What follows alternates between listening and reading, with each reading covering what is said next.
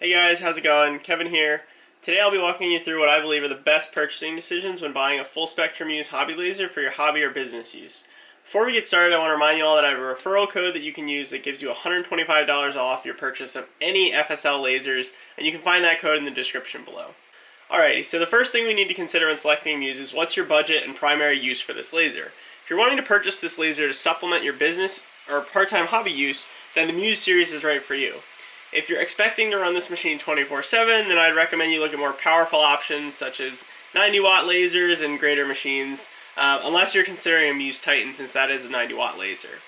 Now that we have that out of the way, let's compare the models. If you have unlimited budget and all the room in the world, then I'd recommend you take a look at the most recent release Muse, which is the Muse Titan. It is one of the largest lasers in its class, and it still can fit through a normal doorway. You can pick it up with two people, and you don't need a pallet to move it around.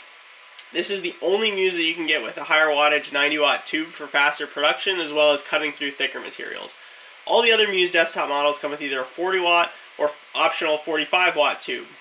The main two models are the Muse Core and the Muse 3D.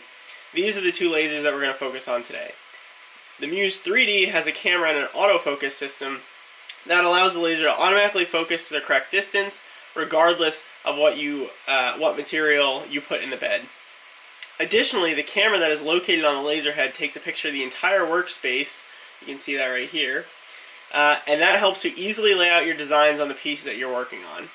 It's nearly identical to how the Glowforge works, albeit with different software and programming. As far as ease of use, the 3D really takes the cake for someone who's new to lasers and wants to jump right in. However, I personally chose the Muse Core because of its significantly lower entry cost, and I wanted to put that money into some of the accessories that we'll talk about here.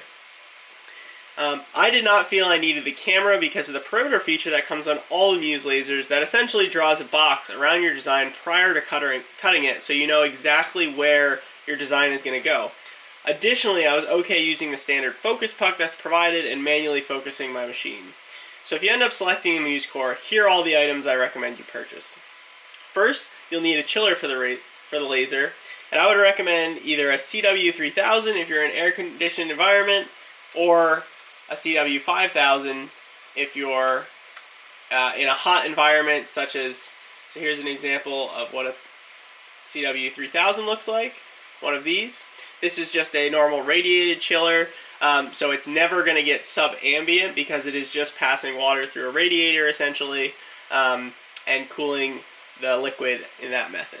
If you're in a hot garage, I would recommend getting a CW5000 chiller, because this is essentially a mini air conditioning unit, and this will allow your temperatures to get sub-ambient, and this is really useful if you're in a hot garage or you live in the south and you need something that's a little bit more capable of handling those higher temperatures.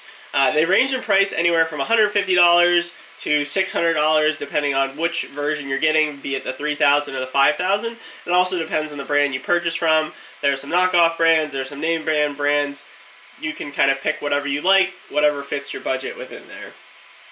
I got mine off of eBay. I recommend checking them because they seem to have the lowest prices out of everybody in there. So now we've covered chillers. So the next thing you're going to need to purchase is an exhaust fan. For all Muses, except for the Titan, I can't speak for that one, they all come with a small exhaust fan. That's okay if you're doing minor engraving and cutting. In some cases, you can get them to throw in the booster fan for free. I would highly recommend that you just upgrade to this Cloudline S6 6-inch inline duct fan. With this speed controller here, it's the simplest model. It has a much higher CFM rating than the stock fan, and it thus is going to make your environment smell a lot better because it's going to be extracting a lot more of that out your window. I wouldn't really recommend using one of the optional indoor fume extractors that they have down here. These are very expensive. The filters are generally not that inexpensive to replace, and depending on what you're cutting, they can actually clog up fairly quickly. So this is sort of a last resort if you do need to buy a fume extractor because you literally have no other way to vent it outside. Go for it, but in most cases I would really encourage you to try to find a way to vent it out the window. Now if you want to engrave glass, beer mugs, tumblers, and more, you will need to purchase the rotary riser combo. And essentially what this is this will lift up the, here we go, this will lift up the bottom of the laser, and the laser actually sits on top of it, and you can leave this underneath the machine, and then what it allows you to do is put this rotary attachment in here so that you can do tumblers, beer mugs, wine glasses, all kinds of cylindrical objects that you otherwise would have had a challenge engraving. This is a great option that's not available on that many other lasers in this price point, so it's something that I really appreciated getting all in under the 5K mark with everything that I purchased with the Muse core, so I was really happy about that. The other additional factor that this gives you is it gives you the pass-through. So this little cutout here allows you to actually drop that door. There's one on the front and there's one on the back, and that allows you to slide materials through. However, if you wanted to save money, you wouldn't actually need that to get a pass-through. Because the Muse has a removable floor, you can actually just drop the floor, put some 2x4s under the left and right side of your laser, and that would actually allow you to lift it up and pass items through. You will need one of the longer lenses, which is an option. However, it's not something that I would recommend. If you're on a budget, don't really need any of the extra lenses right off the bat. The 2-inch lens that it comes with works just fine. I may be upgrading to the 2.5-inch lens just so I can, since I'm doing a lot more cutting, it's a slightly better cutting lens just because it has a wider focal length. So I may upgrade to that in the future, but for now I just have the 1.5 for very detailed items because I had a couple specific products that I wanted to do that with. And then I have the 5-inch, which I haven't actually used yet because I haven't done any larger items with the pass-through to cut with that. So with that, that is everything that you should need to purchase to get you on your way.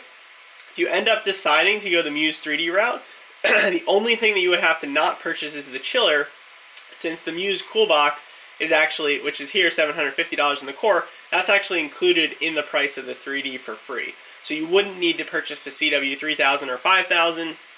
However, I will state that if you are in a hotter environment, I would still recommend you get a CW5000. It will keep that laser cooler, so it's just something to consider. You may be able to talk to the guys at Full Spectrum Muse and see if they can take that Muse Cool Box off to see if you can get that price down. I don't know if that's an option, but if I live somewhere in, say, Arizona and I had my laser in a hot garage, that may be something where, since this is just a radiated chiller, it may not get my laser to the temperatures that I would be comfortable with. So lastly, as a reminder, if you do end up purchasing any FSL laser, Muse or not, you can use my referral code FINELASER for $125 off your purchase. Again, that referral code's in the description below. Thank you guys for watching. If you like what you see and you want to see more videos on my Muse hobby laser, feel free to hit that like button and subscribe, as I'll be posting more videos every week. Thanks and have a great day.